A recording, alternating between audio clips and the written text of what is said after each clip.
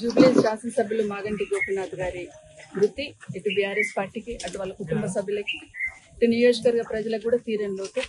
వారి ఆత్మకు శాంతి చేకూరాలని, వాళ్ళ కుటుంబ సభ్యులకు తట్టుకునే శక్తిని భగవంతుడు ఇవ్వాలని మనస్ఫూర్తిగా కోరుతాను. ఎందుకంటే వాళ్ళ భార్యతో మాట్లాడుతున్నప్పుడు అసలు ఊహించని సంఘటన, మాట్లాడుతూ పడిపోయినడమ్మని బాధను వెళ్ళబుచ్చుతా ఉంటే నిజంగానే తట్టుకోవడం చాలా కష్టం. ఇటు నియోజకవర్గంలో కూడా ఎప్పుడు ప్రజల మధ్యలో ఉంటూ, ఇప్పుడు కాలనీ సంక్షేమ సంఘం వాళ్ళు వచ్చి చెప్తా ఉన్నారు, 2 రోజులకు ఒకసారి కలిసేవాడు. మాకు ఏ చిన్న సమస్య ఉన్నా మేము మాకు పెద్ద దిక్కుగా ఉండడానికి పరిగెత్తుకొచ్చే వాళ్ళము.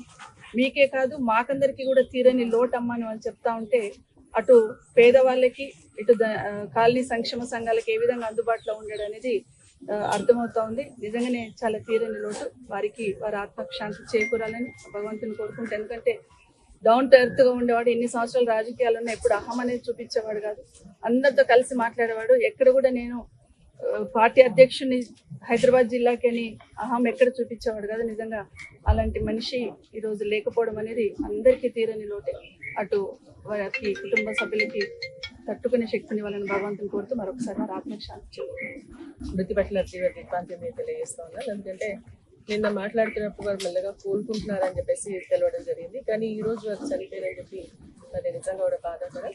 నిజంగా ఒక సౌమ్యుడు, నిరాడంబరుడు, అనినిత్యం ప్రజల మధ్య ఉంటూ ప్రజా సమస్యలు తీరుస్తూ పార్టీ శ్రేయస్సు కోసం కూడా అన్నిత్యం కృషి చేసినటువంటి మాగంటి గోపీనాథ్ గారు ఆప్యాయంగా, తక్కువ పరిచయం అన్నా కూడా అక్క అని ఎంతో ఆప్యాయంగా పిలిచినటువంటి వ్యక్తి ఈ రోజు మనందరికీ దూరకారం.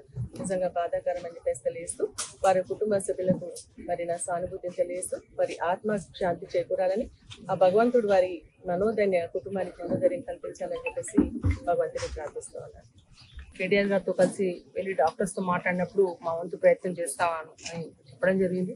వాళ్ళు కోలుకుంటారు అని ఆశించడం, కానీ ఇవాళ ఈ విధంగా జరగడం నిజంగా మా పార్టీకి, మా అందరికి చాలా తీరని లోటు. వారి కుటుంబానికి భగవంతుడు పూర్తి స్థాయిగా మనోధైర్యాన్ని ఇచ్చే విధంగా వాళ్ళకి ఆత్మస్థైర్యం ఇవ్వాలని మనస్ఫూర్తి కోరుతా ఉన్నాం. ఇప్పుడు కలిసినప్పుడు కూడా గోపన చాలా ఆప్యాయంగా పలకరించే వ్యక్తి, చాలా చురుగ్గా ఉండే వ్యక్తి.